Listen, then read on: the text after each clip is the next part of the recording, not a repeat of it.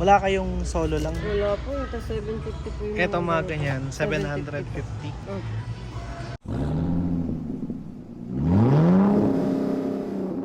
Welcome back everyone! Isa na namang diecast hunt day today ang ating gagawin. Pero syempre, inuna muna namin magsimba dito sa St. Benedict Parish. Dito yan sa may Laguna Boulevard. At on the way papunta kanina sa simbahan, meron akong nakitang bagong bukas na Shell. I don't know kung kailan to nagbukas pero first time ko pa lang itong bibisitahin. Kaya yon after magsimba ay ito agad yung naisip kong unang i-check kasi normally sa mga Shell Select Shop may mga diecast cars sila na mga naka-display. Normally meron mga Ferrari na naka-display dyan at hindi ko lang sure kung metal ba yung body nun pero it's worth checking din naman. So, upon entering ng Shell Shop dito sa Laguna Boulevard, medyo maliit lang yung kanilang shop although meron din namang mga potato corner tsaka chat time katulad ng mga modern Shell Select Shops na meron sa iba. Pero ang hindi ko nakita dito ay wala silang diecast cars na naka-display. Kaya hindi na rin ako nagtagal at umalis na rin ako agad. So ngayon nasa dulo na tayo ng Calax at lilipat tayo ng kabilang expressway.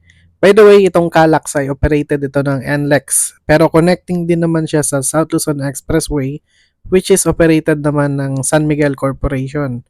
Ito nga pala yung entrance ng SLEX galing ng Calax. Medyo bottleneck itong area na ito at sa mga peak hours or rush hours ay sobrang traffic dito. Anyway, dahil siguro merging yung lane at isa lang yung gumaganang toll gate minsan. Minsan naman dalawa pero not enough siya to cover yung amount ng traffic na nandito. Luckily ay pagpasok natin ng expressway gamit ang toll gate na ito ay malapit lang naman yung Caltex gasoline station na located sa southbound lane ng SLEX. So, tsatsagain lang natin ng konti. Actually, hindi pa nga ito ganun ka-traffic kasi mabagal lang talaga yung movement ng sasakyan sa harap ko. Pero mas malala pa ito pag weekdays. Since weekend ngayon, medyo maluwag pa itong ganitong datingan. At ayun guys, nandito na kagad tayo sa Caltex Gasoline Station southbound lane along SLEX. Around 2 kilometers away lang ito dun sa pinasukan natin na toll gate which is Mamplasan entry or exit. At yung pupunta natin yun ay yung tinatawag nilang brick barn dito sa Caltex. Nasa bandang likod siya ng gasoline station na ito. Dediretso ka lang dito sa may entrance, lagpasan mo lahat ng mga establishments. Tapos may makikita ka na separate na building. One floor lang naman siya. At yun nga, yun na yung brick barn kung tawagin.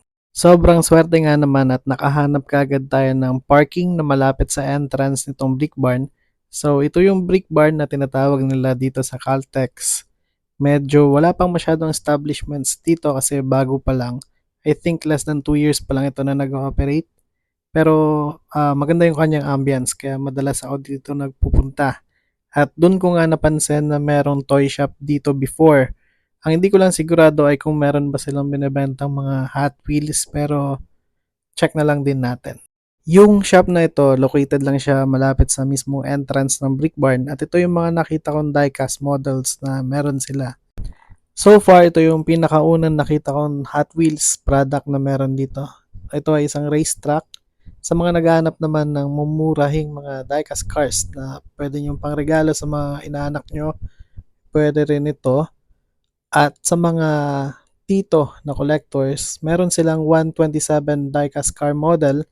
550 pesos ito pero pag tatawaran mo, pwede nilang ibigay ng 500 pesos. At ito yung nakita kong Hot Wheels diecast cars na meron dito. Around 850 pesos ito. Pang maramihan na siya pero more on fantasy cars ata ang tawag dito. Meron din naman isang box na tinuturo si ata na gawa din ng Hot Wheels na mas konti dito sa hawak ko ngayon. So itong box na tinuturo niya ay 750 pesos lang at maramihan din yung kanyang laman. Kung mapapansin niyo rin, 142 scale yung Hot Wheels na nakadisplay sa kanila at wala akong nakita na 164 scale. Hopefully magdagdag pa ng 164 scale itong store na nandito sa SLEX. At hindi lang sana Hot Wheels yung meron sila, sana makapaglagay din sila ng Mini GT at Pop Race, pati na rin ng Mini GT collab with Kaido House para easily accessible sa mga collectors na malapit lang dito sa South. yung tinutuluyan. Laking tulong yun sa atin kasi hindi na natin kakailanganin pumunta pa sa mga malls sa Alabang or Manila para lang mag-diecast hunt. Anyway, salamat sa panonood sa ating diecast hunt today.